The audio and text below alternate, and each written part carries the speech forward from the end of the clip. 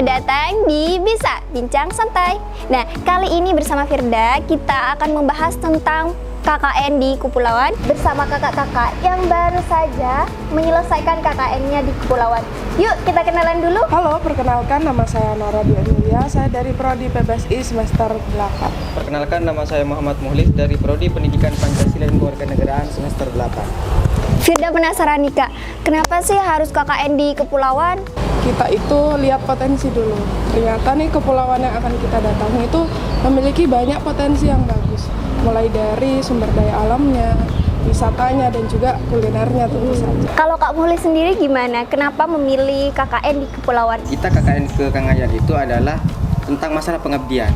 Karena ilmu apa yang saya sudah dapat itu sebisa mungkin harus bermanfaat bagi masyarakat di sana. Apa sih Kak suka dukanya selama KKN di Kepulauan? Di pertama yang kita pikirin, kita bisa KKN sambil healing juga gitu. Jadi sekaligus nggak terlalu jenuh gitu kan dengan program-program KKN. Terus juga kalau dari dukanya ya tentu saja karena kita akan KKN ditempatkan di tempat yang jauh. Yang pertama kita jauh dari orang tua. Jadi yang biasanya saya sendiri itu adalah anak rumahan yang biasanya di rumah sama orang tua. Terus juga dari dukanya ya mungkin bisa jauh dari pasangan ya kan, harus LDRan dulu gitu jadinya. Biasanya soalnya kan pasangan juga KKN-nya di sini gitu kebetulan.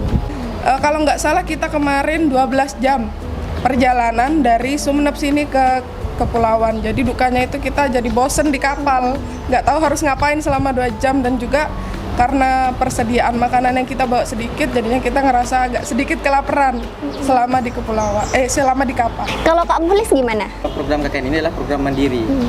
Dan satu-satunya kelompok di STKIP yang benar-benar mandiri adalah kelompok kita, karena DPR tidak pernah mengunjungi kita di Kangayan. Jadi benar-benar mandiri kita seperti itu. Jadi kita itu kalau sore hari kita itu ke pantai cari-cari ikan buat nanti digoreng buat makan. Jadi kayak gitu sama anak-anak main-main di pantai. Di sana ada listrik nggak sih Kak? Terus jaringannya gimana? Nggak lemot atau gimana? Nggak terganggu selama KKN di sana? Jadi selama di sana itu kalau soal internet cepat, jadi jaringannya itu sudah 4G. Tapi selama kita di sana itu sering banget mati lampu.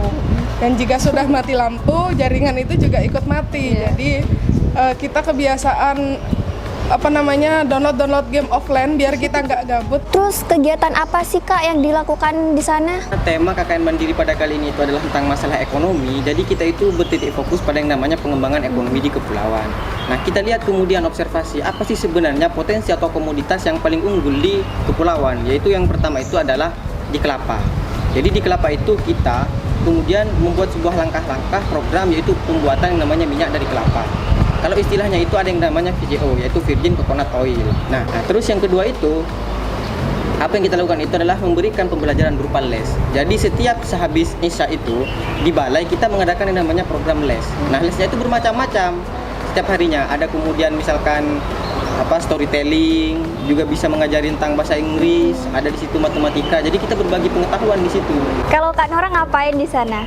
Apa cuman masak atau gimana atau healing aja? Untuk masalah masak dan makan itu kita bagi job.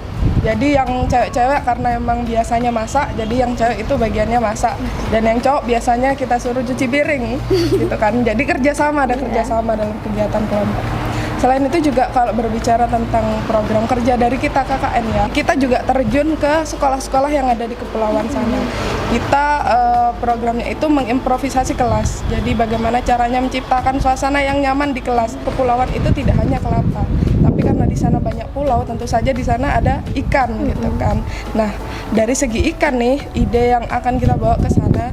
Kebetulan kemarin kita sudah buat produk makanan yang berasal dari ikan. Namanya itu akukao.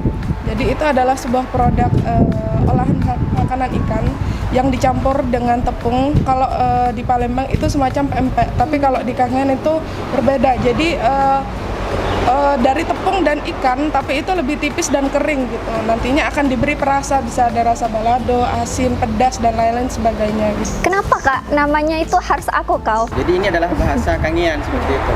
Aku itu artinya aku dan kau itu artinya kamu. Jadi kenapa saya kemudian mengambil nama aku kau? Jadi selain ada pempek kering juga ada pempek basah. Jadi Pempek ini sebisa mungkin bisa mengakrabkan antara saya dan kamu.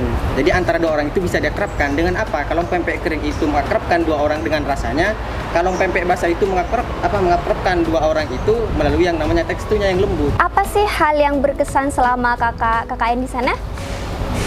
Oke. Kalau menurut saya pribadi itu yang sangat berkesan itu adalah pantainya. Karena ada beberapa pantai di sana itu yang sangat bersih dan itu memiliki spot foto yang sangat luar biasa. Terus jalan-jalan di pinggir pantai. Nah, ini yang menurut saya sangat berkesan. Adalah momentum di mana kita itu bersama anak-anak setempat itu yang sering kita ajari tentang les itu, kita bersama-sama mencari ikan. Kalau cewek-cewek di sana cantik-cantik nggak kak? Ya kalau kita lihat yang namanya perempuan ya pasti cantik. Karena perempuan itu kan cantik menurut di mata laki-laki yang tepat lah kalau istilahnya itu. Kalau Kak Nora gimana? Nah, pada saat perpisahan itu sendiri, yang namanya perpisahan kan pasti sedih-sedih ya. Dan siswa yang akan kita tinggalkan pasti sedih juga. Nah, yang kita temui bahkan di sana, yang paling berkesan itu malah orang tuanya yang jauh lebih sedih gitu. Karena anak-anaknya nggak ada lagi yang mau ngajarin les gitu di sana. Jadi pas kita mau pulang, orang tuanya itu pada nangis ke kita, pada meluk-meluk gitu. Terus dan yang paling penting nih ya, pada saat kita kebesokannya mau pulang, orang-orang di sana tuh pada baik-baik banget. Jadi pas mau pulang kita tuh dibawain makanan yang banyak banget. Jadi camilan kita selama di kapal tuh bahkan sampai nggak habis gitu. Yang waktu pulang berangkatnya kita kekurangan makanan, pulangnya kita malah kelebihan makanan gara-gara dikasih oleh warga-warganya di sana. Nah yang terakhir nih kak, apa sih hasil dari kegiatan KKN di sana? Kita menemukan bahwasanya salah satu komoditas yang paling utama itu di Kangayang itu adalah kelapa. Jadi kelapa ini merupakan salah satu sumber daya yang harus dieksplor kembali dan dioptimalisasikan. Dan yang kedua menurut saya yang sangat penting itu adalah kualitas SDM-nya. Orang-orang di kepulauan itu rata-rata adalah orang yang cerdas. Akan tapi harus kemudian ditingkatkan lagi, dioptimalkan lagi melalui tahap pendidikan.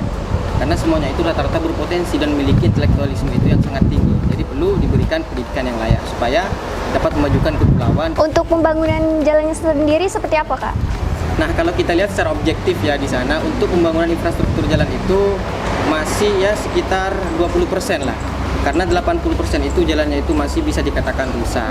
Oleh sebab itu beberapa ketimpangan-ketimpangan itu bisa dilihat. Kesimpulan akhirnya nih ya, jangan takut-takut untuk KKN di kepulauan karena kepulauan itu sendiri tidak semenyeramkan itu.